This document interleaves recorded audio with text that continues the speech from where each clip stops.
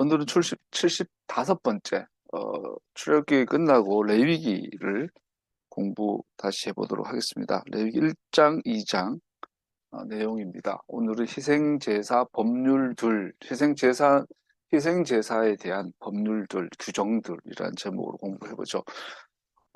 한번 더 살펴보면 우리가 출애굽한 지 제2년 1월 1일에 성막이 완성되었다고 지난주 출애굽기 40장에 나오죠. 그거 민수기 1장에 보면 제2년 2월 1일에 인구조사가 시작이 돼요. 그 인구조사는 이제 드디어 시내산을 떠나서 약속의 땅으로 출발하는 행진 전에 일어난 일이죠. 즉 레위기는 제2년 1월 1일 성막을 완성한 이후에서 2월 1일 인구조사를 명해서 민수기가 시작되는 그 중간 딱 한 달간의 이야기예요. 그래서 딱 한 달 만에 한 달 안에 내용들이 기록된 게 레위기이고요. 그래서 그 주제는 제사장 나라, 거룩한 백성에 대한 거예요. 그래서 청결하라라는 것이 주제이지만 궁극적으로 제사장 나라로서 하나님의 거룩한 백성으로서 준비되라라는 것이 레위기고, 성경에서 우리가 하나님의 자녀로서 하나님의 거룩한 백성으로서 또 하나님의 제사장 나라로서 세워지기 위해서는 레위기가 필수인 거죠. 레위기 외에 우리를 하나님의 나라로 제사장 백성으로 세울 수 있는 방법은 없어요. 레위기가 말해주는 희생제사의 규정들을 통해서만 가능해요. 그래서 레위기의 제목은 우리가 출애굽기라 우리 한글 성경에서는 출애굽기, 영어에서는 엑소더스 뭐 이렇게 되어 있는데, 원래 출애굽기 제목이 쉐모트, 이름들이란 것처럼 이 레위기의 히브리 원래 제목은 바이크라, 그리고 불렀다라는 뜻이에요. 그리고 불러냈다, 콜했다. 이런 단순히 책의 처음 단어로서 예언자 이사야 하프타라 본문에서 2번 사용됩니다.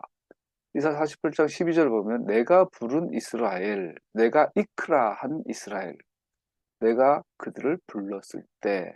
그래서 이스라엘은 하나님이 부르신 민족이다라는 의미를 갖고 있지요. 이제 화면이, 자, 그래서 레위기는 부르다. 주님께서 1장 1절을 보면 주님께서 모세를 해막으로 부르시고 그게 말씀하셨다. 이게 이제 레위기의 제목이 됩니다. 부르다. 그런데 왜 레위기의 시작으로 가라, 부르다라는 단어를 사용하고 있을까요? 그리고 부르다. 출애굽기와 연결되어져서 그리고 불렀다. 대개 토라의 서술에서는 그리고 주님께서 모세에게 말씀하셨다. 바이옴메르 아도나이, 그러니까 요메르 아마르라는 단어를 쓰거든요. 아마르나 다바르. 우리 옛날에 그 걸그룹 중에 꼴보기 싫은 걸그룹 하나 있었는데 인기도 되게 많고, 브라운 아이스 걸인가? 아브라카 다브라카 아마르카 다바르카인가 노래 있어, 유명한 노래 있었죠. 막 엉덩이 흔들고 가슴 흔들고. 처음에 저는 그게 주문인 줄 알았더니 나중에 그 작곡가 설명 들어보니 그게 히브리어였어요. 이 아마르 다바르, 이거를 그렇게 만들어 가지고 이 기집애들이 가슴 흔들면서 이렇게 아주 요염하게 불렀던 거죠. 아주 화가 나더라고. 하나님께서 말씀하셨다에 전용적으로 사용된 단어가 아마르 다바르거든요. 그래서 둘 다 말하다, 이야기하다라는 뜻인데, 그거를 걸그룹 애들이 화장을 막 새까맣게 칠하고 나타나서 그 불렀다는 거, 나중에는 이것들이 화가 나더라고요. 그게 아마 박진영인가? 고음파 연결된 JYP 그쪽인가? 앞으로 빠졌습니다만. 그때 보통 성경은 아마르나 다바르라는 단어로 어, 이야기가 시작돼요. 모세에게 주님께서 일러 가라사대, 말씀하여 가라사대, 이렇게 되는데, 오늘 레위기는 부르다 카라라는 단서로 특이하게 사용하고 있다는 거죠. 시작을. 동사 카라가 레위기에서 10번 사용되었다는 것은 어떤 사람이 멀리 떨어져 있을 때 혹은 어떤 것을 확고히 혹은 분명하게 의미로 사용되어질 때 사용된 것이 카라라는 동사입니다. 그래서 히브리어에서 카라라는 것은 어떤 사람에게 이, 이것을 정확하고 분명하게, 확실하게, 특별하게 반드시 지켜야 될 내용들을 말하기 위해서 부른다라는 의미가 되겠죠.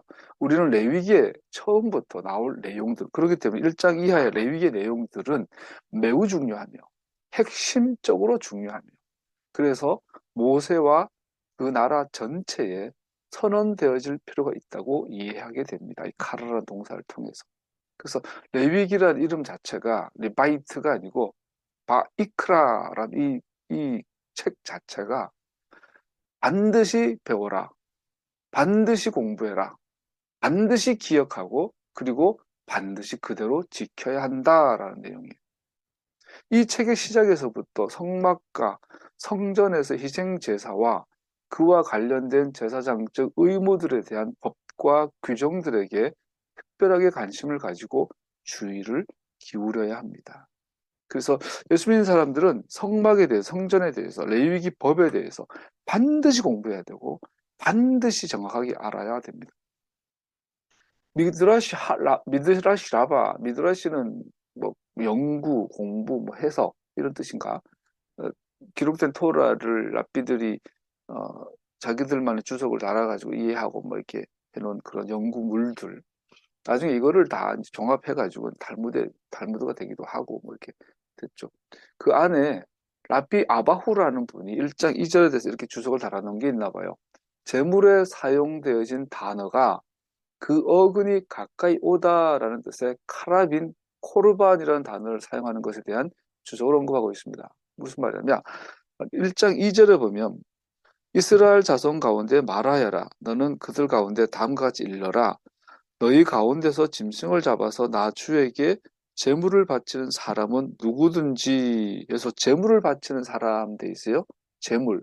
이 제물이라는 단어가 카랍이라는 단어인데 이것은 코르반, 코르반이라는 단어인데 카랍, 코르반 히브리어로 자음이 같아요.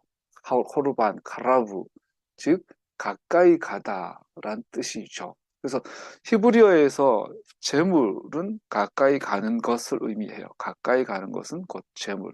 쉽게 말해 결론 붙여 말하면 가까이 가려면 재물이 필요해요. 뇌물이 아니라 재물이 필요해요.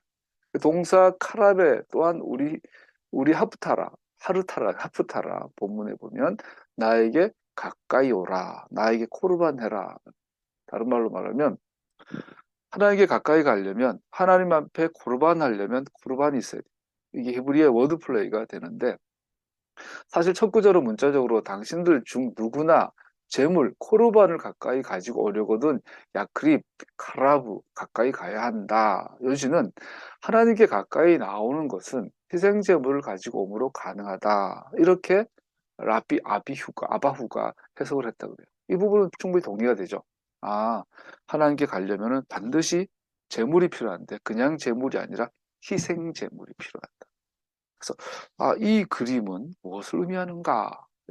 그 필요하다라는 이펙트가 되죠. 그러나 라피 아바오는 이것을 어떻게 적용하냐면 하나님께 가까이 나오려는 이방인이 개종의식의 일부분으로 희생제물을 가지고 나오는 것에 적용하고 있습니다. 아바오는 다음과 같이 주석하였습니다. 개종자들의 이름은 번제단에 드려지는 포도의 관제와 같이 나에게 즐거운 것이다. 이 랍비 아바오라는 분이 이 레위기의 물론 다른 해석들도 있지만 특히 이분의 해석이 왜 우리가 알아야 되냐 하면 2절에 제물을 바친 사람은 누구든지 소나 양을 제물로 바쳐라. 제목을 단어가 제물과 누구든지죠. 제물은 코르반, 가까이 가는 것은 카라브, 히브리어 레위기의 제목이죠. 그리고 누구든지는 아담키. 이걸 어떻게 해석하냐에 따라가 신학이 완전히 달라지죠. 역사가 달라지죠. 그래서 아담키 누구든지 소나 양을 돼 있는데 이 라비 아바후는 이것을 이방인으로 해석한 거죠. 유대인들은 이미 받아들여졌으니까 제물이 필요 없고 이방인들이 희생제사를 가지고 나오면 배종자로 인정해 주겠다. 그래서 예수님 당시에 예수님을 죽이고 또 예수님의 제자들을 죽였던 거짓 선지자들, 가짜 거짓 사도들이 갖고 있었던 복음이 바로 여기서 빠져나갔죠. 그래서 개종해야 된다. 아브라함의 자녀가 되려면, 즉 예수 믿고 하나님의 백성이 되려면 너는 예수도 교회도 다니고 예수님을 영접해야 되지만 개종 의식도 해야 돼요. 개종 의식 5가지 절차가 있어요. 공개적으로 나는 개종할래요. 그리고 주기적으로 토라를 배워야 되고, 그리고 그 어, 미크베 의식 해야 되고, 남자의 경우는 할례를 받아야 되고, 4가지죠. 그리고 이 성전에 가서 이 희생 제물을 드려야 돼요. 소나 양으로. 이렇게 해석을 했기 때문에 그 복음, 예수님의 십자가에 흘리신 보혈로 회복되는 하나님의 언약 플러스 알파 개종자 의식, 이것이 바울을 끝까지 괴롭혔던 거짓 복음이었고, 여기에 나중에는 베드로도 왔다 갔다 하죠. 베드로도 흔들리죠. 나중에 중간에 혼나죠. 바울한테. 이 정도 무서운 거짓 복음이 오늘날 교회에서 꽉 자리 잡고 있거든요. 이거에 대한 어, 랍비들의 유대교적 뿌리라고 볼 수 있어요. 이런 의식들, 이런 의미들. 개종자들이 하나님 앞에 나오려면 아담키 사람이라면, 근데 결론부터 내리면 아담키란 이 누구든지란 이 의미는 유대인뿐 아니라 사람이면 누구나라는 뜻이거든요. 사람이면 누구나. 소는 안 돼요. 호랑이는 안 돼요. 말도 안 돼요. 사람이라면 누구나 하나님 앞에 가까이 나오고 싶으면 레위기가 명한 제물을 가지고 나와야 한다. 그런데 유대인들은 그렇게 해석하지 않고 이방인들을 위한 개송의식으로 해석하기도 했고, 그 전통이 교회 안에 거짓 복음의 뿌리로 자리 잡은 것을 볼 수 있죠. 토라 본문은 명백하게 이스라엘의 아들들에게로 향하고 있는데, 미드라시는 즉각적으로 이것을 개종자들에게 연결시키는 것은 의아스럽습니다. 순간 드는 생각은, 랍비들의 생각에 이스라엘은 하나님께 가까이 가기 위해서 희생 제물을 필요로 하지 않는다는 것입니다. 이스라엘은 하나님께서 그의 선택하신 백성들로서 이미 하나님께 가까워졌기 때문입니다. 여기에서 예수와의 전하신 말씀과 예수님 당시 랍비들의 가르침과는 근본적인 차이가 있음을 보여줍니다. 나는 길이요, 진리요, 생명이다. 어느 누구든지 아담키 사람이라면 누구나 나로 말미암지 않고는 아버지께로 나올 수가 없다. 이게 예수님의 레위기 1장 2절에 대한 해석이에요. 유대인이든지 비유대인이든지 거기에는 차별이 없습니다. 하나님께 가까이 나아가는 것은 오직 희생 제물을 통하여서만 가능합니다. 그러므로 이스라엘 태생이나 외국인이나 같은 기초 위에서 하나님께 가까이 나아갈 수 있고, 같은 기초 위에서 받아들여집니다. 하나님의 선택적 은혜는 그에게로 선택하신 자들을 이끄셔서 그들의 죄를 흠없는 제물의 희생으로 말미암아 용서하시는 것에서 증명됩니다. 그러나 타락한 인간은 하나님께 가까이 가는 것은 자신의 노력의 결과라는 사고방식을 갖게 돼요. 그래서 인간은 이런 것을 기도해보고 신앙생활 해보면 알죠. 진짜 내 뼛속 깊은 곳에서 노력으로 하나님을 기쁘시게 해드릴 수 있다. 그래서 내가 구원받을 수 있다는 게 우리 본능 속에 녹아 있어요. 그래서 제의식으로 어떤 영적 우월감으로 이렇게 우리는 그 사이에서 왔다 타고 있는 거죠. 노력의 결과다. 이 거짓, 노력으로 하나님께 나아갈 수 있다, 가까이 갈 수 있다라는 이 거짓은 인간의 본성 그 자체에 깊이 박혀 있습니다. 죄인은 자연스럽게 남의 도움 없이 스스로 할 수 있다고 믿는 것입니다. 그 증거가 그거예요. 헌금을 많이 하면 교회에서 목에 힘이 들어가죠. 내가 이래봬도 이 교회 3대 우리 할아버지부터 이 교회 장로였고, 내가 평생에 11조를 냈고, 내가 주일을 한 번도 빠진 적이 없고, 남이 나를 장로에서 떨어뜨려! 이게 정확하게 내가 하나님 앞에 나아갈 수 있는 것은 나의 자격, 나의 신분, 나의 노력이라고 말하는 사고방식이죠. 또 그러면 반대로 우리 아버지는 살인자고 우리 엄마는 장녀였고, 나는 어릴 때부터 막 고아원을 전전해서 살다가 왔는데, 내가 헌금을 내려고 보니 가난해서 남들 11조 100만 원 낼 때 난 11조 3만 원 겨우 내. 부러워. 그런 생각도 자체도 노력의 결과로 하나님 앞에 나아간다라는 본성이죠. 우리 본성 속에는 영적인 우월감, 영적인 열등감 사이에서 막 끊임없이 우리 속에 있는 거죠. 그러나 로마서 8장에 보면 성령이 준 자유는 그 다르죠. 하나님의 자유는 오직 그리스도의 십자가에 달리신 그리스도만 자랑하는 그 샬롬의 그 영역이 그 세계가 있죠. 사실 어쨌든 그런데 실제로 하나님께서는 기꺼이 인간 자신의 노력과 순수한 회개를 받아들이시고 의무화하시기도 합니다. 그러나 인간 노력도 하고 순수한 회개에 대해서 발버둥 치는 것도 필요하다고 인정도 하십니다. 하나님께서는 나의 죄를 간과해 주시고 새로워지려는 나의 정직한 노력과 선을 행하려는 나의 노력과 나의 죄에 대한 균형을 이루십니다. 우리는 죄에 대해서 싸우고 의로워지려고 노력하고 거룩하게 성결하게 살려고 몸부림쳐야 되는 것도 맞아요. 그러나 그러한 관점은 근시안적이며 사람이 사실상 자신의 신으로 삼은 원수에게서 온 거짓을 의존한 것입니다. 그러한 생각은 죄를 하나님의 영원한 거룩하심에 반하여 평가하는 것에 실패하기 때문에 근시안적인 것이고, 하나님의 거룩하심은 죄에 대한 완전한 지불을 요구하기 때문에 거짓에 기인한 것입니다. 하고 나니 의미가 좀 어렵네. 그렇게 생각하는 것은 하나님은 완전히 거룩하시지는 않다라는 거짓을 믿는 것과 같습니다. 우리가 죄와 싸우고 죄를 안 지으려고 노력하고, 사랑도 노력이에요. 누구를 좋아하려고 노력해야 되고, 감사도 노력이죠. 노력하고 하나님 닮으려고 노력하고, 경건하고 의로워지려고도 노력해야 되는 것도 맞아요. 그런데 그 노력이 나를 의롭게 하고 하나님께 가까이 할 수가 있다는 그 생각은 아니라고 말하고 있는 거죠. 이러한 사실에 비추어 인간에게는 중요한 딜레마가 놓여 있습니다. 우리는 죄인인데, 문제는 그거죠. 우리는 죄인인데 어떻게 우리의 창조자께 가까이 나아갈 수 있는가? 인간이 자신을 만드신 분과 전쟁 중에 있는데 자신이 창조된 그 목적을 어떻게 수행할 수 있는가? 엘사가 생각나네, 갑자기. 얼음왕국, 얼음왕국인가? 그거 보면 엘사가 뭘 만지면 다 얼어버리잖아요. 그래서 어떡하냐? 장갑을 끼면 된다. 근데 어쨌든 우리가 죄인인데 어떻게 하나님 앞에 가까이 나아갈 수 있는가?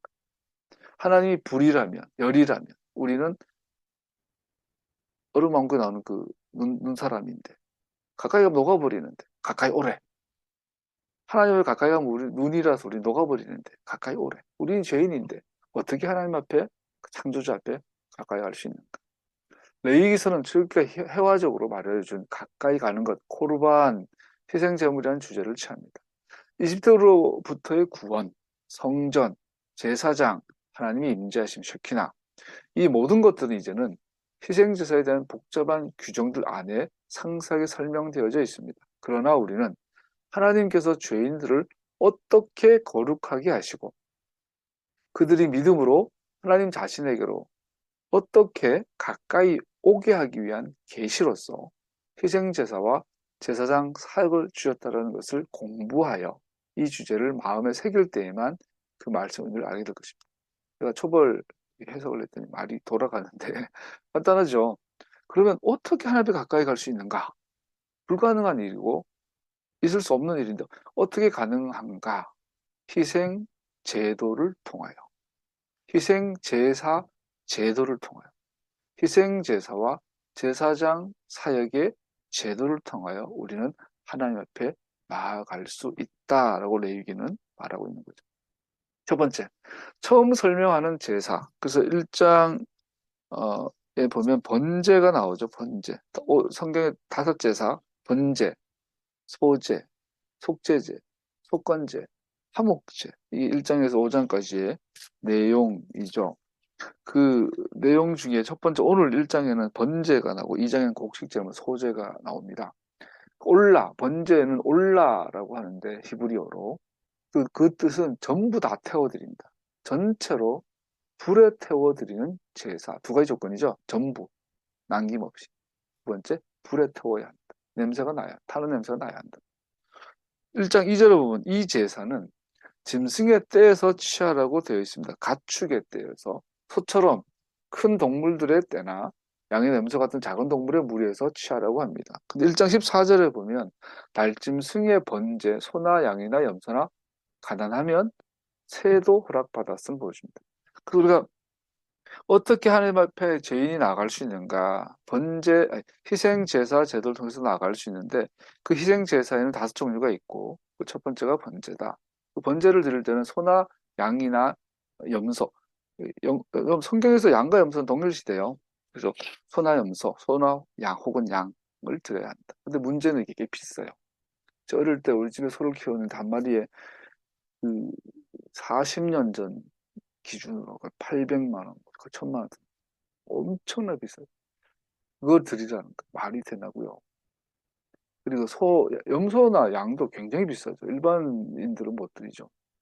그러면 새, 집 비둘기도 좋고 산 비둘기 좋고 단 깨끗한 새끼. 요지는 분명합니다.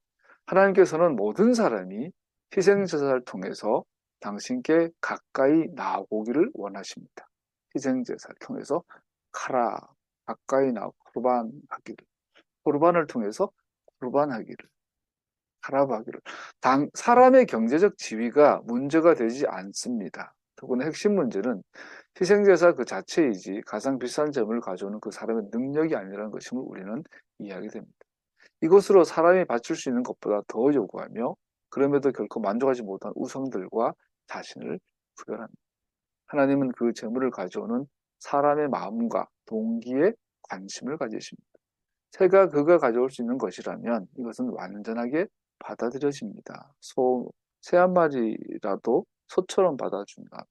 이 번제의 원리에서 우리가 그 누굽니까?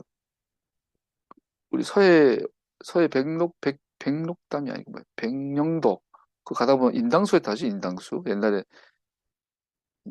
신봉사랑 아주 무슨 뭐 생각해 신봉사 그 딸이잖아 딸 인당수에 빠져서 원고 타고 올라네 그 심청이 심청이가 그 스님한테 아니 부처한테 그 뭐야 인공 인 뭐야 생각이 나요 단어가 그 쌀을 백섬을 바치면 이제 사람 아버지 눈을 뜨게 해주겠다 뭐 그런 이야기 있잖아요. 이게 이제 인간 속의 본성의 재성 속에 남아있는 아까 그런 공로사상 하나님 앞에는 노력으로 갈 수 있다는 그 변형된 것들이죠. 어,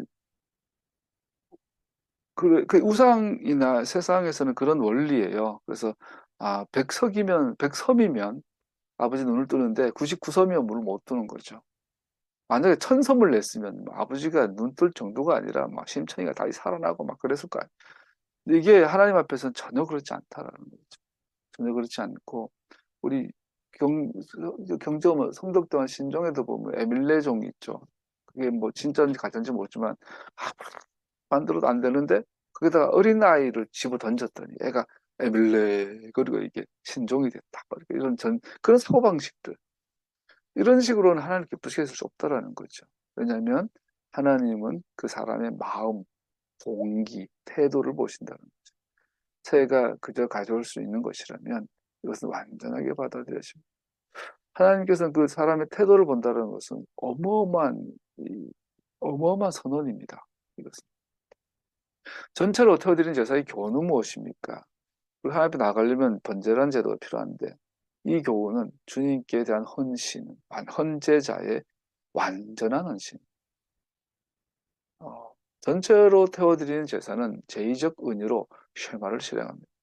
즉 여러분과 제가 예수님을 믿습니다. 하나님 사랑합니다. 예수님 사랑합니다. 그러면 전부로 사랑하라는 이야기인 거죠. 모든 마음으로 하나님을 사랑하는 것, 온 뜻을 다해, 온 힘을 다해 주님을 사랑하는 것. 어, 모든 사람마다 마지막까지 움켜잡은 거 하나가 있어요. 야곱 같은 경우는 요셉이었죠. 요셉을 내려놓지 못해가지고 움켜쥐고 있다가 마지막에 내가 아들을 잃으면 이르리로다. 야곱이란 말 자체가 움켜쥐다.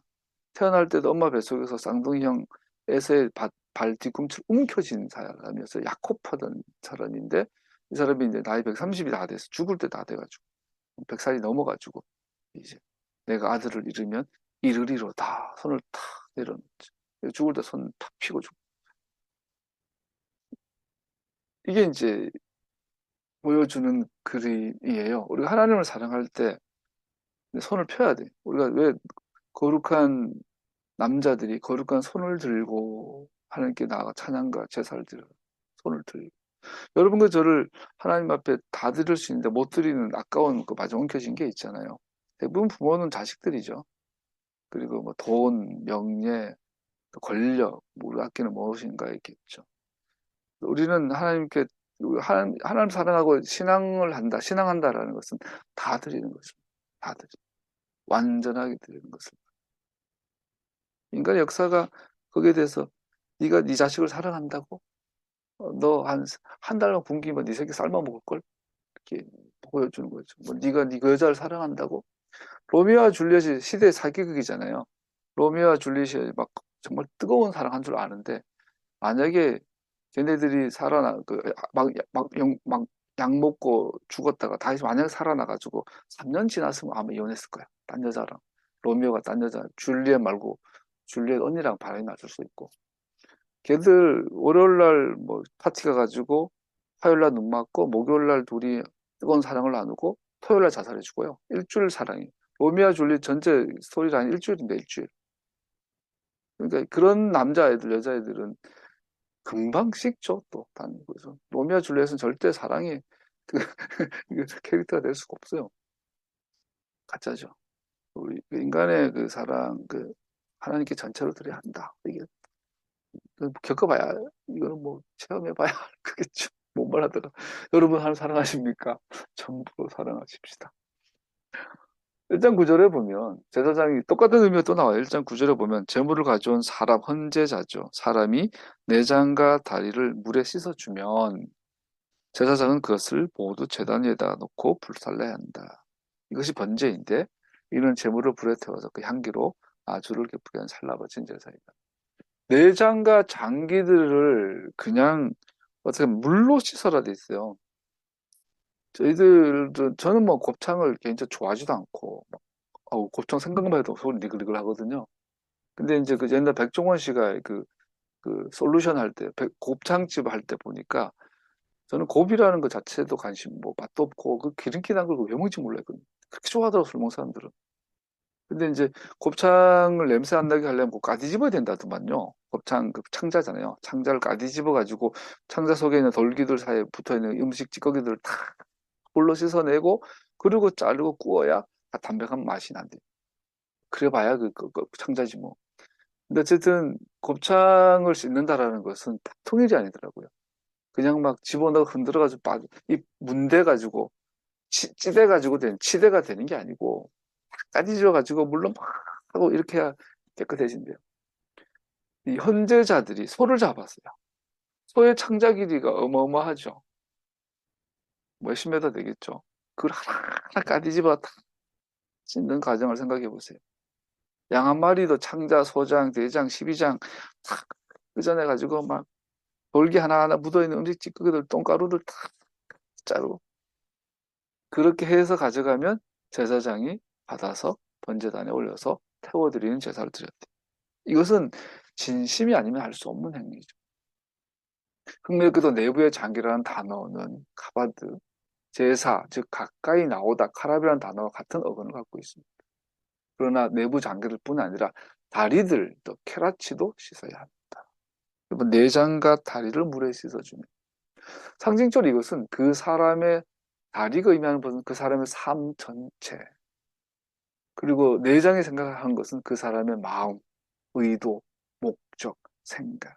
즉 우리가 번제를 드릴 때 소나 그 양을 잡아서 다 드릴 때 내 생각, 내 의도, 내 가치관, 내 철학, 내 지식 다 주님께 드립니다. 내 삶의 모든 행로들, 내 삶의 모든 궤적들, 내 모든 삶의 라이프 스타일 주님께 드립니다. 나는 없습니다. 이거 나는 없고 당신은 있습니다. 이게 이제 번제의 의미가 되죠. 희생동물이 헌제자를 상징적으로 대표하는 것처럼 마찬가지로 전체로 태워드리는 제사를 씻는 것은 희생제사의 가장 중요한 목적, 즉 하나님을 향하여 완전하고 열정적인 헌신을 말해주는 것입니다. 그 후 올라 전체로 드리는 제사는 희생제단 전체가 위에서 전체가 불에 태워집니다. 그것이 주님께 태워 올려질 때 하나님을 즐겁게 해드리는 향기로 불려집니다. 레카니호. 이것은 그가 이 제사를 향기로운 제사로 받아들이고 기뻐하신다는 수용의 언어입니다. 이 수용하심은 위대하신 왕의 가까이 오라는 초청인 것입니다. 그래서 하나님께서 고기를 좋아하고 뭐 돈을 좋아하고 냄새를 좋아하는 그게 아니라 우리가 이러한 정도의 삶, 경건한 삶, 하나님께 드려지는 생각, 의도, 태도를 갖고 살았을 때 하나님께서는 우리를 보시고 기뻐 받으신다.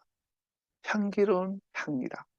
지난주에 사회복지사 2급 실습 과정으로 저희가 동료가 일하고 계신 잘 아는 장애인 보호작업장에서 3일 동안 실습을 했어요. 앞으로 4월 말까지 해야 되는데 첫째 날 너무 좋았어요.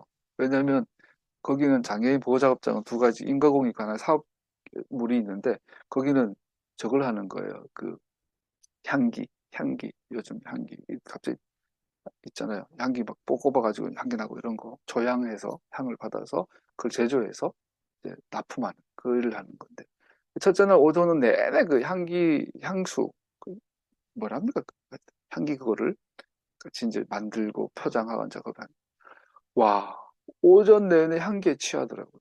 어디 카페 와인 줄 알았어요.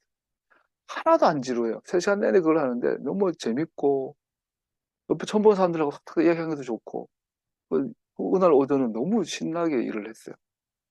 그리고 오후 돼서 이제 그 향기가 없는 다른 작업을 하니까 정말 지루하고 막 힘들다. 야, 그럴 때 놀랐어요. 아, 좋은 향기 나니까 사람이 이렇게 시간이 순식간에 가고 일이 쉽고 재밌고 즐겁구나. 좋은 향은 정말 사람을 마음을 행복하게 하는 것 같아요. 요즘 AI가 흉내 못 내는 여러 직업이 있는데 뭐 의사, 판사 이런 것들은 금방 흉내내고 AI가 마지막까지 못하는 그 것 중에 하나가 조향사라고 하더라고요. 조향사. 향을 제조하는. 근데 물론 그 매뉴얼대로 만들 수 있는 향은 하겠지만 그 사람을 만나고 그 사람의 생각을 들어보고 그 사람의 의도와 삶의 가치와 특성과 성격, 캐릭터를 다 파악을 해서 그 사람에 맞는 그 사람만의 향기를 조향해주는 그 직업은 앞으로도 AI는 못할 거라고 하더라고요. 한 사람도 잘 때 향기, 씻을 때 향기, 뭐 걸어갈 때 일할 때 향기 다 다르니까 누구 만날 때마다 그러니까 한 사람을 향해서 수백 가지 향을 조향해 줄 수 있으니까 이 시장이 앞으로 블루오션이라고 엄청 뜨고 있대요 코로나 이후로. 그래서 정말 향기 난다 와닿더라고요. 우리가 하나님께 예배를 드렸는데 찬양을 드렸는데 헌금을 드렸는데 기도를 드렸고 하나님의 말씀대로 뭐 전도를 했는데 하나님 보시기에 악취가 나면 진짜 악취만큼 괴로운 게 없죠. 악취. 궁극적인 의미에서 전체로 태워드리는 제사는 우리 메시아이신 예수님의 희생적인 죽으심을 나타냅니다. 그래서 희생제사 시스템으로만 그 방법으로 그 방식으로만 하나님 앞에 나아갈 수 있는데 이렇게 철저하게 이렇게 완전하게 드리라고 하는데 이것은 궁극적으로 예수님의 십자가의 희생에 대한 그림이었구나라는 겁니다.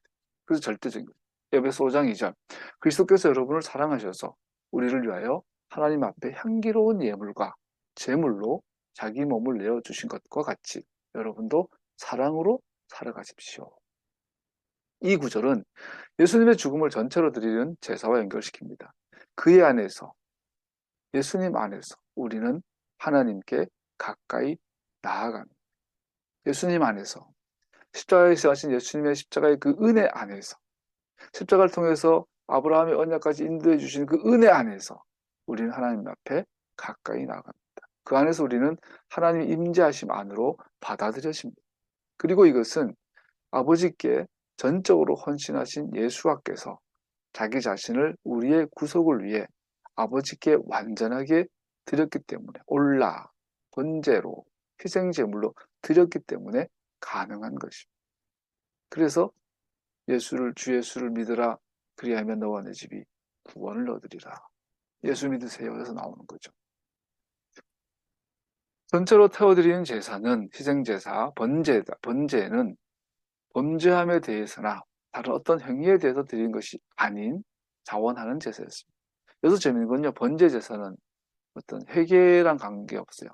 회개의 제사가 아니라 순수 자원하여 드리는 제사예요. 헌제자는 단순히 전체를 태워드린 제사를 주님께 드림으로써 드리는 예배. 단순하게 그냥 드리는 예배. 전체로 태워드리는 제사는 삶에서 경험하는 하나님의 선하심이나 개인적으로 하나님께 헌신하는 문제로 드리는 제사입니다. 다른 말로 말하면 번제 제사는 순수한 사랑의 고백이에요. 뭐 용서받았기 때문에, 죄를 지었기 때문에, 뭐 하나님 도움이 필요해서 도와주세요. 뭐 이런 거 없어요. 그냥 사랑의 고백. 이게 우리를 많은 생각을 하게 하죠. 당장 부도 직전인데, 당장 내 자식이 굶어 죽어가고 있고, 내 부모가 아파서 사경을 헤맬 때에도 우리는 번제를 드릴 수 있어야 돼요. 이 번제가 기본이에요. 여기에서 속죄제, 속건제, 화목제 뭐 이렇게 세워져 가는 거죠. 두 번째, 또한 오늘 본문 1장, 2장은 2장에는 곡식제사, 민카에 대한 규례가 나옵니다. 곡식제사는 성전에서 오후에 만들어졌기 때문에 성전이 파괴된 후에는 이 곡식제사를 기억하기 위하여 회당에서 오후 기도 예배로 그 이름이 사용되어졌습니다. 우리가 오늘 시드루 순서를 보면 샤밧 오전이 있고 샤밧 민카가 있죠. 민카는 오후한 그 하루에 3번씩 기도할 때 오전, 오후, 저녁 했다. 오후가 민카 되겠죠. 전체로 그 곡식제사에 대한 것을 이제 우리 삶으로 가져온 거죠. 전체로 태워드리는 제사와 곡식제사의 공통점이 있어요. 둘 다 주님께 드리는 헌신의 자원제사라는 겁니다. 이 곡식제사, 민카, 곡식제사, 소제제사도 어떤 뭐 회개라든지 간구라든지 뭐 도와주세요 이런 게 아니에요. 그냥 순수한 사랑 고백. 하지만 곡식제사는 번제단에 드려진 번제제사보다 훨씬 더 저렴하고 드리기 쉬웠기에 헌제자의 마음에서 우러나오는 하나님을 향한 감사의 마음을 끊임없이 불러일으키는 매일매일에 누리는 종류의 축복을 나타내야만 했습니다. 번제제사는 막 진짜 날 잡고 드려야 돼요. 마음 먹고 드려야 돼요. 소를 드리려면 1.1년 연봉을 다 투자하고 양을 드리려면 한 달, 두 달, 요즘으로 말하면 두세 달 월급을 모아가지고 흠 있는 점이 다 골라가지고 제일 좋은 걸. 만약에 너무 가난해서 양도 못 사면 사나이가가 뛰어다녀야 돼. 가서 막 몇 날 며칠을 뛰어다녀서 비둘기 한 마리 잡아야 되는데 그것도 비둘기 새끼를 잡아야 돼. 새끼를 그 들어봤더니 털 하나 빠지면 안 되고 젖먹고 깨끗한. 그러니까 번제 한번 드리려면은 정말 진짜 땀을 바삭바삭 흘려야 되죠. 그런데 이 곡식 제사는 아니에요. 내 밥그릇에 내 쌀통에 들어가 있는 쌀, 밀가루통에 있는 밀가루로 드리는 거. 그것도 성막에 가져가지 않고 집에서 만든 거. 집에서 내가 먹던 도마에다가 내가 집에서 해 먹던 밥그릇에다가 그걸서 준비를 하는 거예요. 이 곡식 제사. 그래서 곡식 제사가 하는 의미는 우리의 일상, 내 삶의 모든 디테일한 사소한 순간순간들 그걸 모아가 드리는 제사. 전체로 태워드린 제사가 중요한 삶을 바꾸는 사건들을 나타내는 반면에 곡식 제사는 삶의 일상의 축복에 대해 하나님께 감사를 드리는 것입니다. 왜냐하면 우리가 맞닥뜨리는 평범한 일들은 사실은 평범하지 않으며 우리의 삶에 하나님의 끊임없는 축복임을 깨닫기 때문입니다. 먼저 곡식 제사는 곱게 간 밀가루에 기름과 유향을 섞습니다. 유향을 내보는 하얗다 넘어가고 또한 이것은 보통 집에서 오븐이나 팬에 구워서 준비하며 제사장에게 가져와 제단에 바쳐집니다. 이 민카, 곡식 제사, 소제는 우리의 삶의 평범한 것 하나하나는 사실은 평범한 것이 아니다라는 것을 기억하며 하나님께 드리는 감사의 제사예요. 민카의 경우 기억하는 부분, 아즈카라, 자카를 기억하라는 부분은 정성의 표시로 한 움큼에 뭐 보리나 밀가루 한 움큼, 그리고 기름, 유향을 섞어서 제단에 드리고 나머지는 아론과 그 아들들의 몫으로 주었습니다. 그러나 그것은 제사장들에 의해 거룩한 곳에서만 먹을 수 있었습니다. 왜냐하면 그것은 가장 거룩한 것이기 때문에. 그렇잖아요. 번제로 소를 드리면 소문 다 날 거 아니에요. 이야, 소 한 마리면 뭐 웬만한 샐러리면 1년 연봉인데 그를 딱 드리니까 아들 먹, 마누라 먹, 내 먹, 그러면 막 전 마을에 소문이 나겠죠. 그리고 소 한 마리 잡으면은 막 수십 명이 어쩌면 맨날 며칠을 먹을 수 있는 거죠. 소문이 나겠죠. 그런데 곡식제사는 가난하든 부자든 그때 국물 있는 우리 집안의 밥그릇으로 거기에다가 내가 아침에 먹고 남은 먹 남았을 때보다 그 밀가루 통해서 밀가루 한 움큼 유향 불과 거기 버물러 가지고 준비해 가지고 이제 성전에 갖다 바치는 거죠. 아무도 몰라요. 그 가짜죠. 하찮고 드리는 사람조차도 그럴 수 있어요. 그런데 성경이 이렇게 말하죠. 이것은 참 거룩한 것이다. 그러니까 제사장들이 먹는데 니들도 함부로 아무 데 가가지고 술 먹다가 술안주처럼 먹을 수는 없다. 참 거룩한 곳에서 거룩하게 먹어야 한다. 라고 있는 거죠. 이걸 우리에게 적용하면 말 안 해도 잘 알겠죠. 그죠? 우리 삶에 화장실 청소하는 것도 설거지하는 것도 하나가 다 하나님께 드려질 수 있는 제사다. 이 두 제사 연결성은 둘 다 하나님께 헌제자의 삶을 드리는 것을 보여준다는 것입니다. 하나님께 헌신함에 있어서 조금도 남김없이 자신을 전체로 온전하게 드려야 함을 강조합니다. 그렇기 때문에 예수 믿는 것은 장난이 없어요. 예수님을 대충 믿거나 조금 믿거나 그거는 불가능합니다. 믿거나 안 믿거나. 현대자의 삶의 전체가 주님께 드려집니다. 이것은 예수님의 사심과 죽으심에 대한 적합한 그림자입니다. 예수님은 오시고 사시고 죽으셨어요. 자기 전부로 나는 스스로 아무것도 할 수 없다. 나는 아버지께서 말한 그것을 말하고 아버지께서 행한 그것을 행한다. 나는 전부로 나와 아버지는 하나다. 그리고 그 전부를 하는 아버지께 드렸죠. 그게 믿음이다, 신앙이다라고 말. 곡식제사는 우리의 모든 삶, 심지어 평범한 일상의 부분들도 주님께 드려져야 함을 강조하고 있습니다. 주님의 일은 우리의 삶에서 한 부분으로만 고려되었고, 더 나쁘게는 우리 삶의 분리된 칸으로 취급받았습니다. 주님의 일은 전체의 단지 한 부분으로 종교적인 부분이었습니다. 국회의원인데 교회 집사님이야. 그의 모든 의정 활동은 제사가 돼야 돼. 검사인데 교회 다녀. 예수님 믿어. 그러면 그의 모든 이 수사, 조사, 검찰 활동은 하나님 보시기에 받으실 만한 제사여야 해. 절대로 증언을 조작하거나 사건을 조작하거나 임의 수사할 수 없어요. 그것은 죄에 돼. 교회 다니는 사람이 선생님인데 천지받을 수 없고 학생들을 차별할 수 없어. 교회 다니는 사람이 기업을 운영하는데 임금을 체불하거나 노동력을 착취할 수 없어요. 이것은 모두가 하나님에 대한 죄가 돼요. 교회 다니는 사람이 자동차 정비공인데 사기를 치고 없던 돈 더 받아내고 대충 정비를 해서 차량 사고를 유발했다면 이것은 심각한 죄가 됩니다. 우리의 삶의 신앙과 우리 삶의 어떤 일상을 분리한 것, 그것은 있을 수가 없죠. 그러나 토라의 관점은 그것과 다릅니다. 그 토라는 그 분리하는 것과 다릅니다.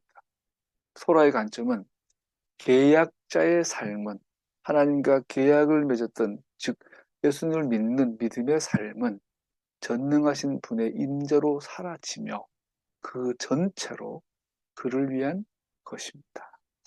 마지막으로 주님께 전부로 헌신하는 삶은 의로운 삶으로 특징 지어집니다.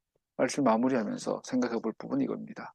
그러면 오늘 배웠던 번제, 소제처럼 하나님께서 받으실 만한 향기로운 제사의 삶을 사는 것은 공식적인 부분이나 은밀한 사적인 영역이나 하나님께 향기로운 삶이 되어야 하는데, 이러한 하나님께 드린 헌제자의 삶, 믿음의 삶, 신앙의 삶을 한마디로 특징 짓는다면 의예요. 의, righteousness.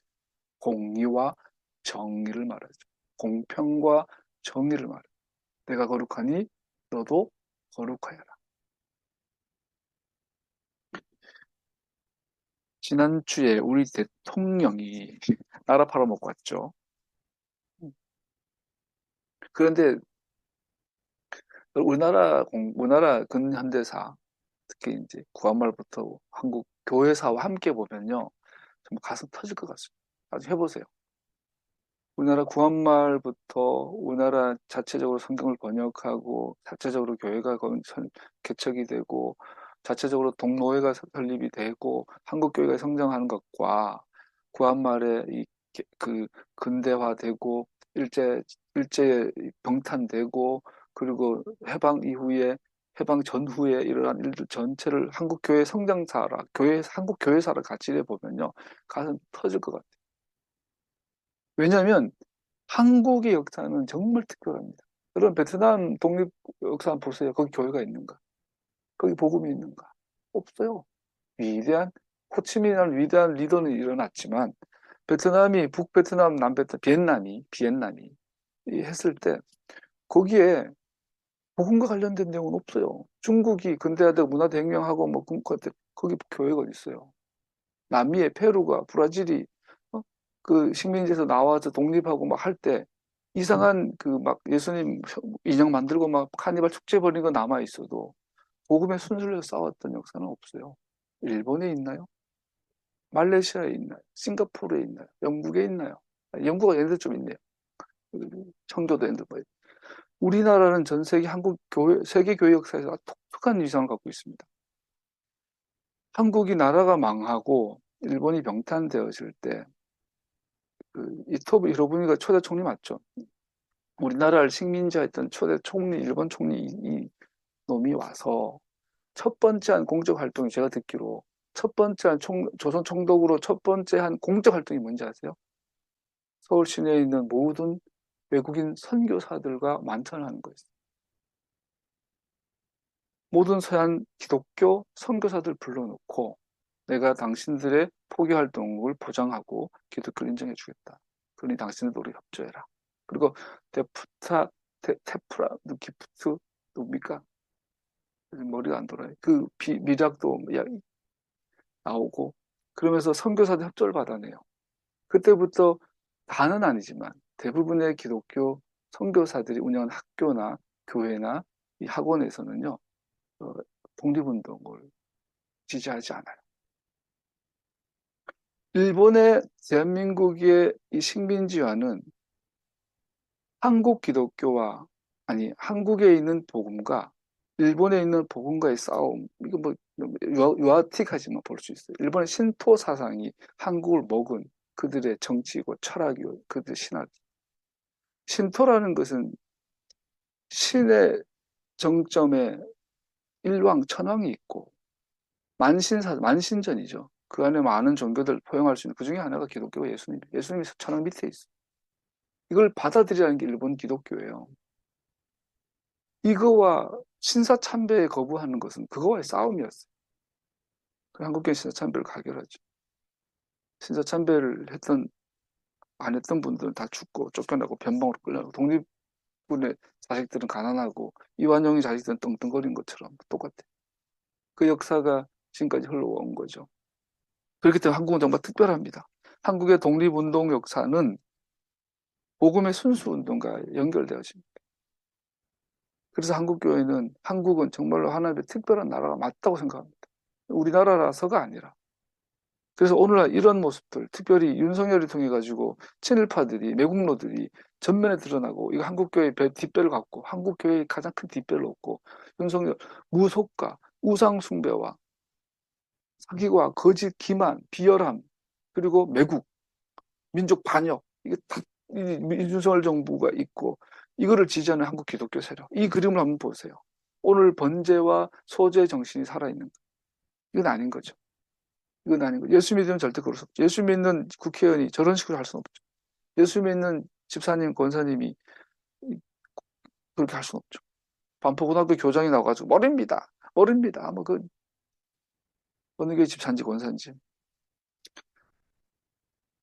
예수님께서 자기 자신을 삶뿐 아니라 죽음으로 전능하신 분께 전체로 드리셨던 것처럼 나아가 우리의 삶도 그에게 향기로운 향기여야만 합니다. 이것은 우리가 오직 하나님께 가까이 나아갈 때 또는 성령의 능력 안에서 또 예수와께서 걸으셨던 발자취를 따라 걸을 때에만 완전하고 열정적으로 우리의 삶과 우리의 공동체의 삶 속에서 하나님의 이름이 거룩히 여김을 받는 일에 헌신할 수 있습니다. 마지막 더 하고요. 성령의 능력 안에서 사는 삶이 뭐예요? 예언하고 환상을 보고 병을 고치고 귀신을 내어주는 거죠. 근데 그것은 정말 극히 일부분이죠. 그러나 오늘 번제 소제 정신에서 보세요. 이 하나님 말씀에서 보세요. 성령의 능력 안에서는 우리 삶의 가장 심세한 일상적인 것에서부터 하나님의 뜻을 이루고 하나님이 기뻐하실 만한 결정을 하고 하나님이 기뻐하실 만한 의로운 삶과 공평과 정의의 삶을 사는 것이 성령의 진짜 능력이잖아요. 성령의 진짜 능력 없이 너는 건축을 할 때, 옥상을 지을 때 반드시 난간을 지어라. 난간을 짓지 않아서 사람이 떨어져 다치면 그것은 죄다. 토라를 어기는 것이다. 건축가가 건축을 안전하게 사람들 쓰기에 실용적이고 안전하고 좋은 건물을 짓는 것이 토라라고요. 그것은 성령의 능력으로만 가능하다고요. 교회 다니는 사업가가 노동 착지 않고 정당한 임금을 지불하는 것은 성령의 능력으로만 가능하다고요. 예수 믿는 정치인들이 불법과 타협하지 않고 좋은 나라를 만들기 위해서 정직한 정의롭고 공의로운 의정 활동하는 것은 성령의 능력으로만 가능하다고요. 병 고치고 귀신 내쫓고 하는 것보다 더 강력한 능력이라고요. 그게 오늘 한국 교회가 실종됐죠. 어디 가가지고 기도원에서 벌벌 떨고 예언인하고 지금 그렇게 표현할게요. 예언인하고 병이나 고치고 하는 인간들이 나가서는 광화문에서 태극기 들고 광란의 파트를 방언기도 하고 뭐 그건 성의 능력이라고 할 수 없는 거예요. 우리가 제가 극단적으로 표현하는데 지난주에 너무나 놀라운 일들이 놀라운 게 아니죠. 진짜 어마어마한 나라가 망해가는 소리가 들리는 소리가 들리다 보니 흥분이 됩니다. 여러분과 저는 개인적으로도 번제에서도 승리하시고 소제 제사에서도 승리하신 되기를 축복합니다. 기도하겠습니다.